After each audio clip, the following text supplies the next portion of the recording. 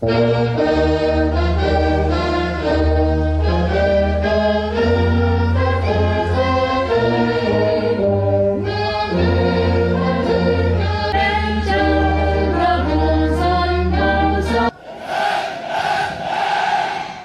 ใจวันศาสตร์ที่2 ธันวาคม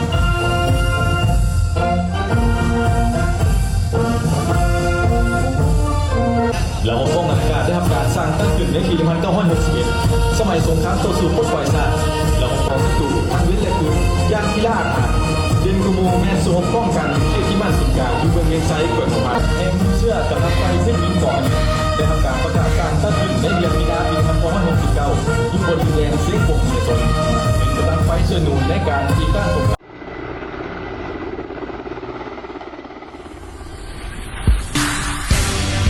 สบายดีบรรดาสายอวยพรบรรดาสายจงมีสุขภาพแข็งแรงนำใจวันศาสตร์2 ธันวาคมมายุ่นข้อหนึ่งของกลุ่มใหญ่ตำรวจมีภาระบทบาทหน้าที่รักษาความสงบความเป็นระเบียบเรียบร้อยในสังคมขับไล่และอำนวยความสะดวกให้ผู้นำขับหลักแขกภายในและต่างประเทศประชาชนและบรรดาเผ่าในการเคลื่อนไหวสัญจรตามท้องถนนได้ปฏิบัติหน้าที่ด้วยความองอาจกล้าหาญเท่าเทียมนักตำรวจจราจรเพศชายสามารถได้ผลงานและผลสำเร็จหลายด้านในการประกอบส่วนรักษาความสงบและความเป็นระเบียบเรียบร้อยของสังคมกองกำลังตำรวจป้องกันศูนย์กลางแมนกำลังประกอบอาวุธปีศาจสปอร์ต1ที่นอนอยู่ในระบบการจัดตั้งของกำลังป้องกันความสงบได้ทำการสร้างตั้งขึ้นในวันที่11 พฤศจิกายนปี1961ยุคเขตที่มันแขวงหัวอันมีพลังบทบาทเป็นเสนาธิการในการค้นคว้าวางแผนวิธีป้องกันผู้นำพรรคหลักแข่งขันสูงของต่างประเทศก่อประชุมงานสำคัญระดับชาติระดับสากลให้มีความปลอดภัยรอบด้านก็กำลังกองบัญชาการป้องกันเคลื่อนที่แมนมีต้นกำเนิดมาจากกอง208หรือกองบัญชาการ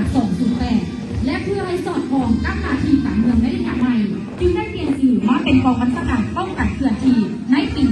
2007กองบัญชาการป้องกันเคลื่อนที่แมนเราวงวิสาสะพอ1ของกระทรวงป้องกันความสงบมีหน้าที่เป็นเสนาธิการในการค้นคว้าวางแผนการสกัดกั้นและเป็นกำลังประจำการเตรียมพร้อมสู้รบตลอด24 ชั่วโมงเพื่อแก้ไขสภาพประกอบการในโทษอยู่ในสังคมที่อาจจะเกิดขึ้นในทุกกรณีให้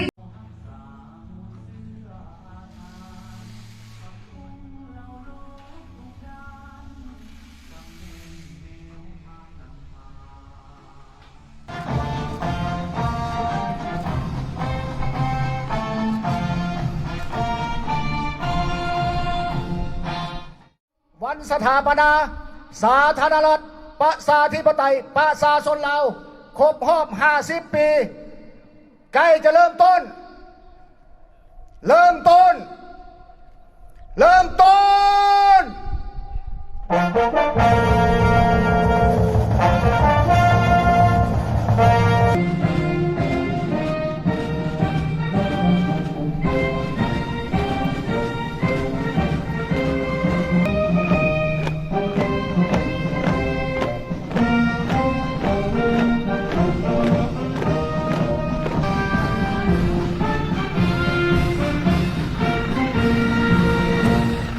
ปฏิบัติที่นี้แบบแผนทันสมัยสมเกียรติเป็นกองทัพวิรชนของชาติลาววิรชนอย่างแท้จริงเราพบทหารอากาศกองทัพประชาชนลาวมีบทบาทสำคัญในการเกี่ยวข้องปกป้องรักษาเขตด้านนอกของชาติและช่วยหนุนให้ทหารภาคในเวลาสู่รบทำการประกาศสร้างตั้งขึ้นในเดือนมีนาปี1969ที่บนดินแดนเสียงกวางวิรชนในยามสงครามเป็นยิงเราย่ำใดก็ได้เคียงปากเคียงไหลกับเพศสายประกอบส่วนเป็นทานล่าของร้อนลำเลี้ยงผสมเสบียงอาหารของยุคกระสุนต่อสู้นานกองกำลังไฟเพศหญิงได้สร้างกิจกรรมมารับเรื่องในแก่ประเทศชาติหลายในสงครามต่อสู้ปลดปล่อยชาติเราพบทหารภาคเป็นกำลังต้นต่อประสานเราพบปืนตีต้านจักรพรรดินามือขึ้นในลูกแรงฝีมือขายชาติให้พวกเขาปราศัยอย่างห้ามภาคและยังปกป้องรักษาและพัฒนาประเทศชาติและประกอบส่วนกำลังของศัตรูสร้างเงินไขให้ระบบอื่นๆทุกตีนักสู้ศัตรูย่างพินาศฐานด้านการซื้อสินไซแดงเอาเคลื่อนไหวสกัดกั้นและกวดล้างกลุ่มคนบุรีที่รีสอร์ทอยู่ตามสภาปาดุเขตพุทธกันดารแทรกซึมเข้าในทุกกฎเกณฑ์งานนี้ไหวทีมปฏิสร้างสอบ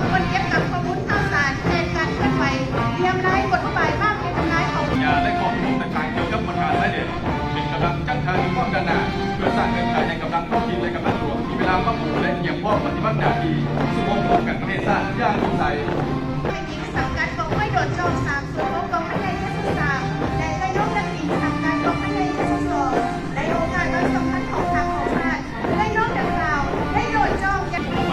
เล่นตูแมนรวมอยู่ที่หัวและปฐมรามซึ่ง7-9จุดแหวงตัวเกียรติ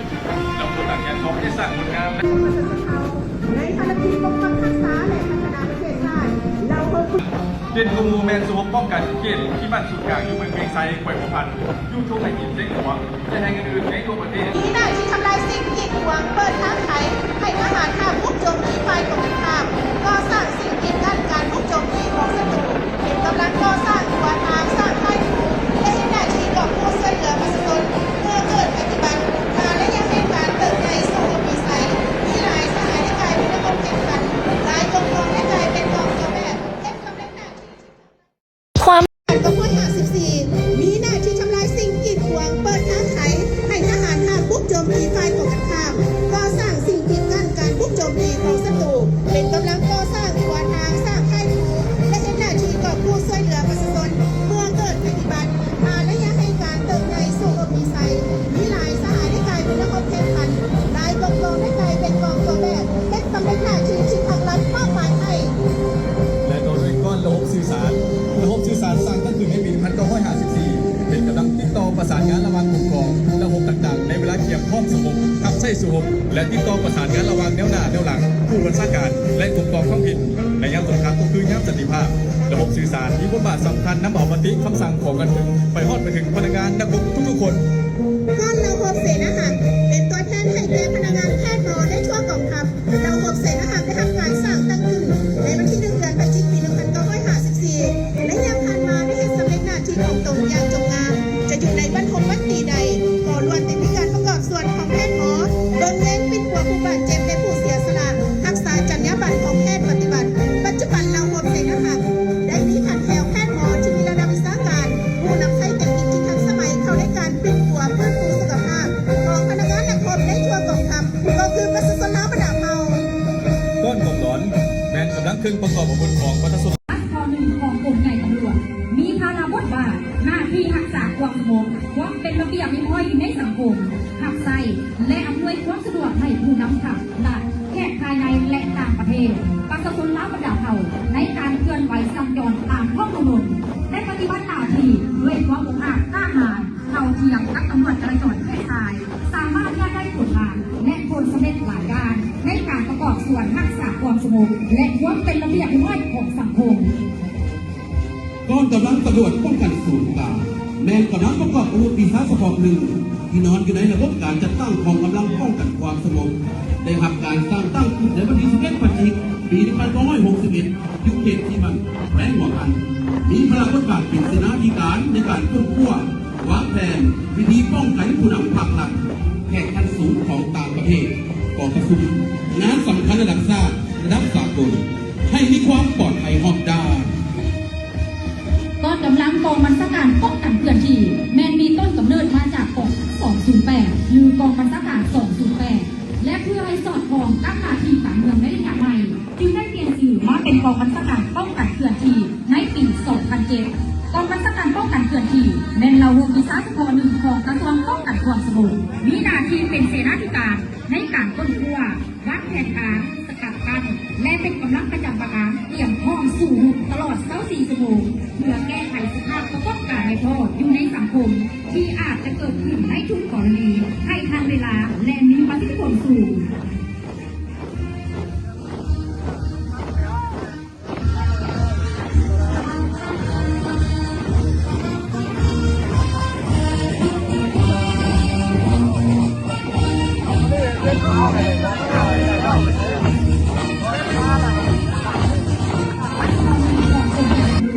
มีภาระบทบาทหน้าที่รักษาความสงบความเป็นระเบียบเรียบร้อยในสังคมขับไส่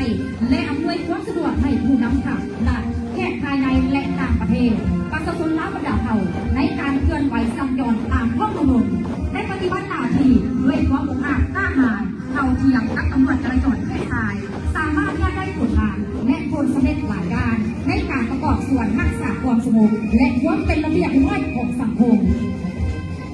กองกำลังตำรวจป้องกันศูนย์กลางแ แมนกำลังประกอบอาวุธปีศาจเฉพาะหนึ่งที่นอนอยู่ในระบบการจัดตั้งกองกำลังป้องกันความสงบ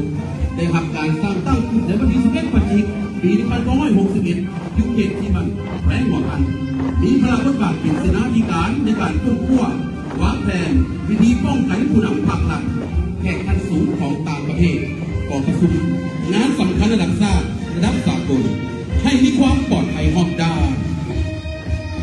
ก็กำลังกองบัญชาการป้องกันเคลื่อนที่แมนมีต้นกำเนิดมาจากกอง208 หรือกองบัญชาการ208 และเพื่อให้สอดคล้องกับหน้าที่การเมืองในระยะใหม่จึงได้เปลี่ยนชื่อมาเป็นกองบัญชาการป้องกันเคลื่อนที่ในปี 2007 กองบัญชาการป้องกันเคลื่อนที่แมนเราวงวิสาเฉพาะหนึ่งของกระทรวงป้องกันความสงบมีหน้าที่เป็นเสนาธิการในการค้นคว้าวางแผนการสกัดกั้นและเป็นกำลังประจำการเตรียมพร้อมสู้รบตลอด สุดงามยามแลงแผ่นแห่งอิสลาผู้พ่อป่าดงคงพานาเป็นนาอ่อนโซ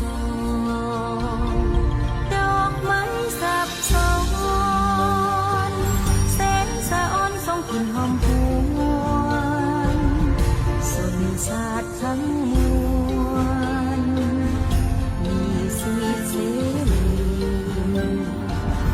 ความสามัคคีเป็นพี่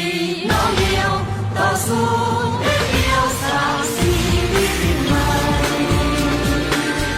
เมฆมืดผ่านไป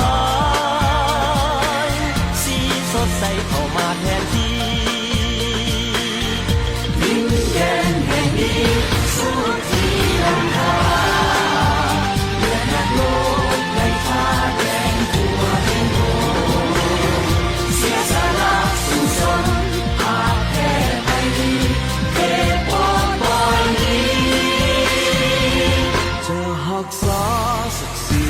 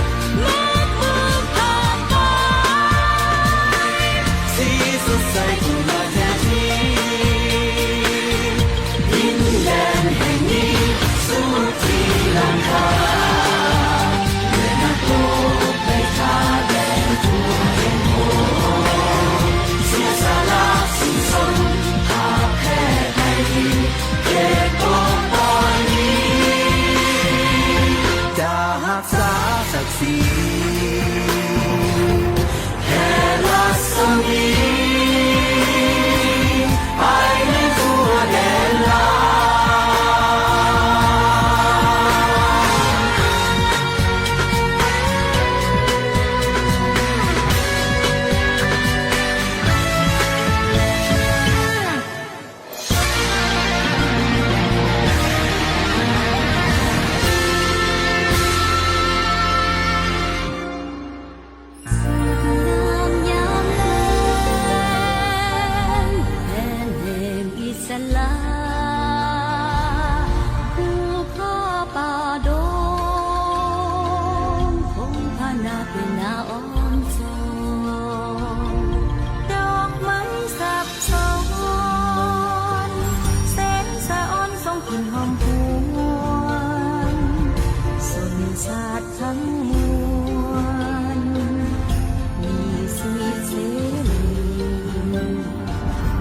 ความสามัคคี